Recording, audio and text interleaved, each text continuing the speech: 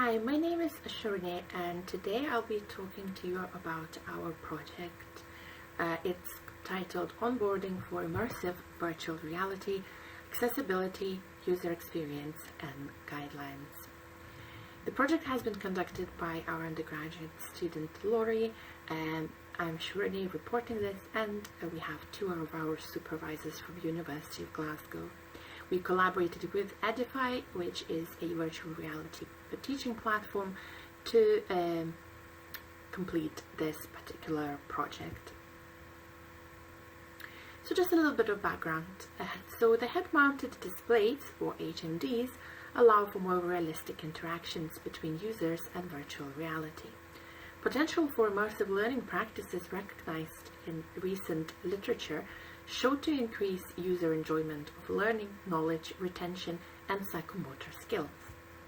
But there is a lack of guidelines surrounding practical implementation of educational virtual reality, with potential limitations including cyber sickness, excessive cognitive load, hardware limitations, stress, and sensory issues. Onboarding. So the onboarding is, what we mean here is that it is a process by which users of virtual reality get into the virtual world. So that means getting the computer and the headset set up for the immersive teaching experience. Lack of focus on therapeutic and educational benefits of virtual reality and onboarding guidelines targeting diversity of learning experience and population heterogeneity has been observed. Some research address onboarding processes in user experience, and they highlight that a customization of virtual technology is crucial to individual learning effects. Jean Bennett Halden from 2016 highlight the importance of subjective onboarding processes and show that age and gender influence effects of educational virtual reality. Others show that prior knowledge or onboarding increase learning effects.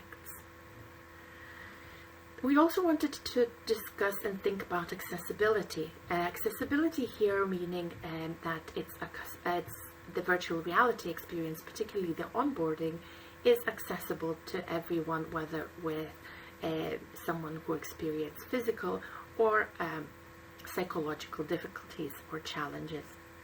Importance of individual differences in onboarding and therefore accessibility of VR technology has come into light fairly recently.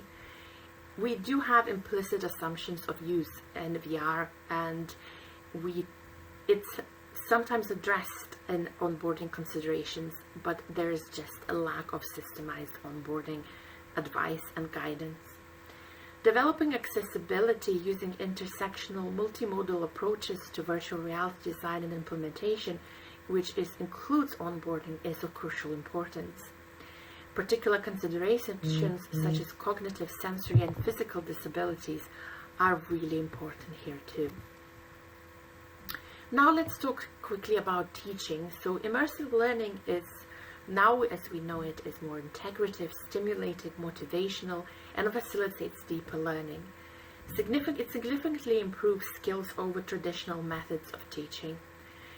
Users often report positive experience, increased learner enjoyment, and therefore learning potential for larger classes. It's often beneficial for multi-user contexts, which are sometimes still quite rare. This fosters interaction, discussion, embodied learning, and reducing lab time. There is still lack of adoption into mainstream education, and that's mostly due to lack of frameworks detailing implementation and some hardware restrictions, which are being addressed and become less of a burden for this mainstream adaptation every single year. So we wanted to just start off talking about our project by introducing Project Mobius from the University of Glasgow, which is a huge project with Edify to produce multi-user labs, and you can see pictures of one of the labs here and the one being in use. It's also a project which built 10 unique VR teaching apps for higher education, including biological and chemistry related ones, but we still have some of the humanities, geography, and several different apps. If of interest, we can share those at the live presentation. It's the idea behind Project Mobius at the University of Glasgow was to set up a blueprint for how immersive teaching labs can be set up for higher education institutions. So the permanent classroom is at Practitioner Oral in Glasgow, and this is the pictures you see now. There's also a pop-up classroom in Queen's Margaret Unit, which is still work in progress, and we have several Edify pods, which are just rooms at different schools within the university campus. We have some of them already, such as Alexander Stone Building in Glasgow, but others are still work in progress. So we wanted to look into the onboarding procedures and use the multi-user lab at Partick Hall. We used 18 participants over 3 days. The benefit of having multi-user lab is that you can test multiple people at the same time. We used one of the Mobius apps, which is a printing press.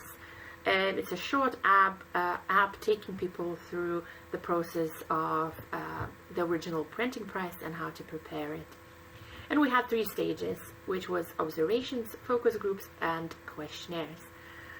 So the participants were taken through standard onboarding sessions that everyone who's using the Mobius lab is taken through. So how to put the headset on, turn the computer on, get into the Mobius app, go through the instructions. The researchers observed behavior, conversation, and potential issues with using the technology. Then participants filled in questionnaires either before or after focus groups, and in the focus groups of around 6 participants engaged in the discussion around the experiences and thoughts of the onboarding itself and the experience of the virtual environment. So some of the results are still being analyzed because the amount of information we got was quite extensive, but what we found during the observational phase is that participants collaborated with each other. Although they couldn't physically see each other, they were all in virtual environment, they kept always referring to other participants and trying to collaborate. Different levels of technological mastery was clearly evident. Some people picked up the controls and the interactions in virtual environment a lot quicker than others. Experience of rising difficulties, some issues with the hardware and the software were observed. Not everyone picked it up at the same time. And outward displays of emotion, either frustration or in some cases excitement, was voiced. Focus group results, amongst many other themes we have identified, some of them were experience of the controls, the controllers and how to interact with the virtual environment. Also the discussion around VR expertise and how some anxieties felt before going into virtual environment first. Then discussions around the importance of immersions, clarity of instructions, subjective user experience, the improved knowledge retention, accessibility, and future improvements. In terms of conclusions, like I said, this work is still very much in progress, but so far we confirmed that need for onboarding process to reduce uncertainty and barriers to the use of virtual reality. We emphasized the benefit of different learning mediums, highlighted the importance of individual user testimony in designing accessible VR implementations, confirmed barriers to access, including intuitiveness of controls and practical implications, and highlight specific areas of accessibility, including neurodiversity, sensory sensitivity, age groups, cyber sickness, mobility, and cognitive load. Thank you very much. These are all contact details, and I'll be at hand at the conference to answer any of your questions. Thank you very much.